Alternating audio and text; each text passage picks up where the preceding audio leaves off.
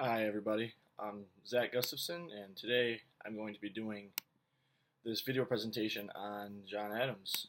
John Adams sort of struck my curiosity during the week 14 or 15 discussion board and sort of his feud with Hamilton. And as I was viewing the lectures, I sort of thought he had a pretty interesting life, so I thought I'd dive deeper into his life and found some pretty interesting things. I'm going to share with you a little bit of his background, as we always do in these presentations. And a big issue in his life that we're supposed to discuss, what I'm going to discuss, is sort of I thought was his best quality, which caused some big issues in his life, such as the feud with Jefferson.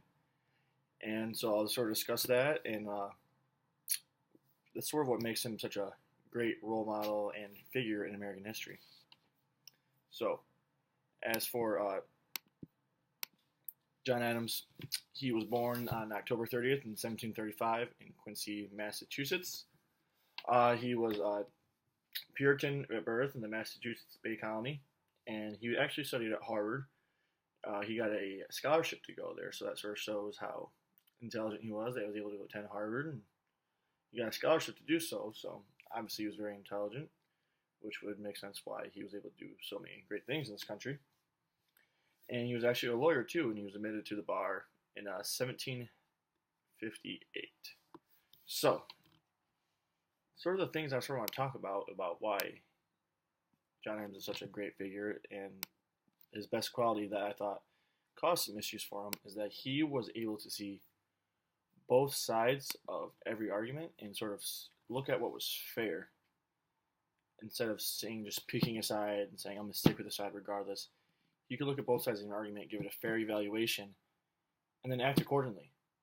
He made smart decisions that he thought was correct, and sometimes he wouldn't follow the trend. He did what he thought was best, and a lot of times he was in the right situation. He would go against what majority of other people thought, and that did cause some issues, but he was right in doing so. And the first event I'm going to talk to you about is how he actually defended the British soldiers that were involved in the Boston Massacre. So obviously when the Boston Massacre happened, it caused huge uprising in the country, and people didn't like Britain in general. They didn't like the way they were ruling them, but they especially did not like these British soldiers that shot people down in the streets. And so when these soldiers were being tried, he was actually the one defending them, because he thought everyone should have a right to a fair trial, which is a very important part of this country. And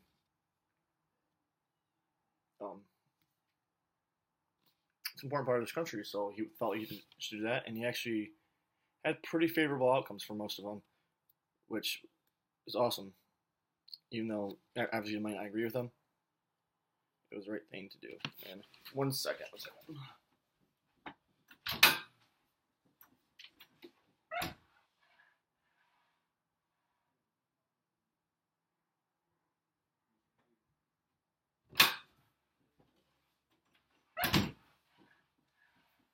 Sorry about that. I had to tell my roommates not to disturb me because they did not know I was up here and I cannot pause the video. But so yeah, the first thing that I thought was really good how he defended the British soldiers. It wasn't popular, but he felt it was the right thing to do because he felt everyone should have a fair trial, and that should still play true to this day. Obviously, he was a great American founding father and a leading member of the Continental Congress. Just more facts to show how active he was in the founding of this country, and another reason why I'm so great. But another issue that another thing where he didn't really go with the flow of things, but it was the right decision to do, was how he helped to negotiate the Treaty of Paris. So, the British recognized the U.S. as sort of a free state, and they were trying to make a treaty and how to make things peaceful, and he was so vital because he was so stubborn in achieving what America wanted. 1783, America was trying to get free, and it was because of his direct stubbornness, which sort of goes along with him defending the soldiers. He was stubborn to believe that what they should do was right, that they should have a fair trial. He was stubborn. Stubborn is a big quality of John Adams, and it sort of goes to show things. So he was stubborn in achieving the favorable terms for the Treaty of Paris. And this is probably the second biggest thing I thought he did that sort of reflects his stubbornness and his willingness to look at both sides, is when he helped end the quasi war, whatever you want to call it, and so there was sort of a little bit of arguing going back and forth with Great Britain and France, and the U.S. starting to get involved. And after they initially sent delegates to France to negotiate an end to this XYZ affair, the French demanded large bribes and all this stuff, and he wasn't really feeling that, and he ended up strengthening the Navy significantly, but he still really didn't want to do it. And despite his cabinet saying, don't send any more delegates, don't do this stuff, and just let's just battle it out, his stubbornness said, no, let's do this the right way.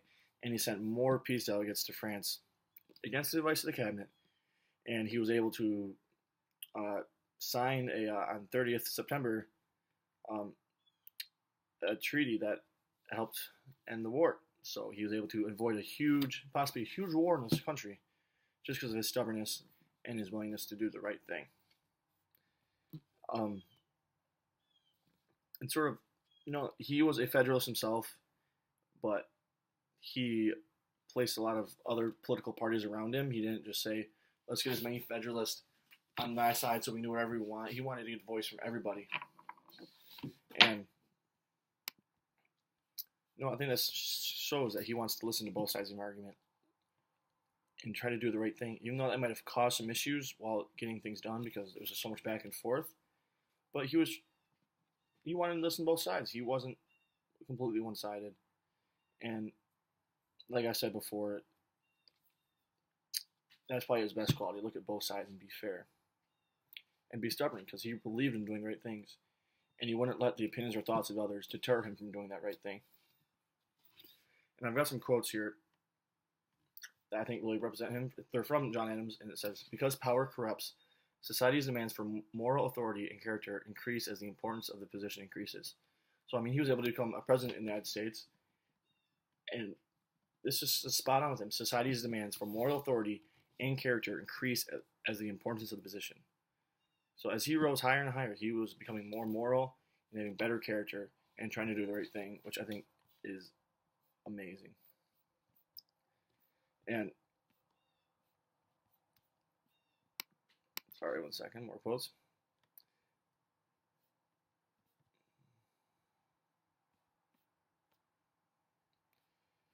And another quote from him is that the only maxim of a free government ought to be to trust no man living with power to endanger the public liberty.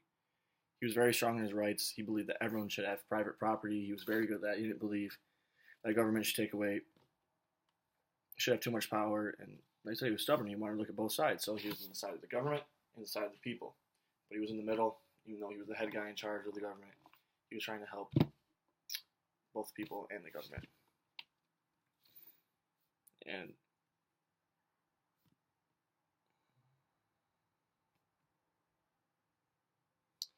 I think this is a quote that sort of goes along with how he was defending the British soldiers in the Boston Massacre. It is more important than innocence to be than sorry. It is more important that innocence be protected than it is that guilt be punished. For guilt and crimes are so frequent in this world they cannot all be punished. But if innocence itself is brought to the bar and condemned, perhaps to die, then the citizen will say, whether I do good or whether I do evil is immaterial. For innocence itself is no protection, and if such an idea as that were to take hold in the mind of the citizen, that would be the end of security whatsoever. So is why he wanted the British soldiers to have a fair trial, and it's just more layering on why he was such a fair guy and wanted to do the right thing no matter what. So, he was stubborn. Him and Thomas Jefferson, who were individuals who were both great, brilliant thinkers, they weren't friends for a lot of their life because John Adams was so stubborn and wanted to do what he thought was the right thing. He was sort of willing to sacrifice friendships at times. That just goes to show how important it was to him. So a lot of these issues that were caused in his life were because of his completely own doing. But it just goes to show how strongly he felt about all this stuff. And that's why he's known as one of the founding fathers and such a great part of this country. And this country would be a lot different if it weren't for him. So I'm glad I did this video on him. I was able to find out some things I didn't know. Some stuff I already knew. But I really felt that him defending the British soldiers was one of the coolest things, actually, just because he was probably unliked by a lot of people because of that. People probably looked at him and say, "What are you doing? What are you doing? Why would you ever defend these people that are the enemy, and they're shooting down these innocent people in the crowd? Why would you defend them?" But it was the right thing to do, and in modern times, people that still are similar to the British soldiers, I'm not getting into too many details about that, but if they're still alive, they do get a fair trial, and in part, it may be because of John Adams, because of what he did for those guys.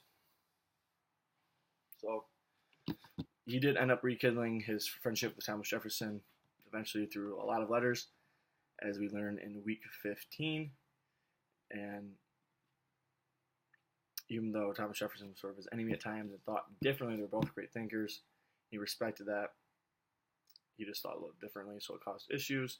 But he was stubborn, and I think that he was one of those guys that had great integrity.